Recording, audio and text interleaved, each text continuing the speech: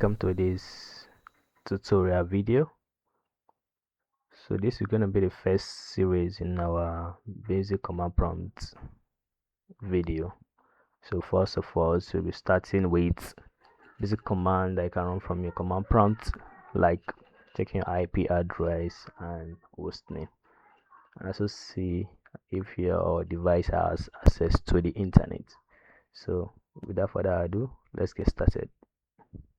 So first and first, you will go to your Windows Start menu. You search for CMD. So after typing CMD, you see command prompt here. Okay, so you can open it or you run as administrator. So for this, we are going to open it because we don't actually need an admin privilege to know the host name and also get access to the internet. Alright, so first thing first, so identify the host name assigned to this computer. So the command is hostname, just as the name is. Okay, click enter. So you can see the name of this computer is desktop -in3 RQD1. So that's it. So the next is to get the IP. So you type your ipconfig.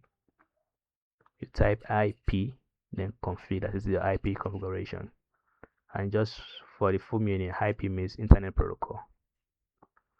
So you can see these are the interfaces on this system. So you go to the IP version 4 address under your internet, so internet adapter.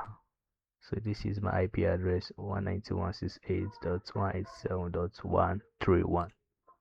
all right, so after that's done, we move to the third, which is the access to the internet. So how do you confirm access to the internet? So to test for connectivity, we have a command called ping. So it's a very popular networking command. So ping 8.8.8.8 is a popular Google Cloudflare Google DNS. So yeah, you ping that. Just can see we are getting response from it. So and the TTL is 128, so which is nice. And also it sends 4 packets and receive 4 packets, so the loss is 0. And with this, you can confirm that this device has access to the internet. Alright, so that's a wrap.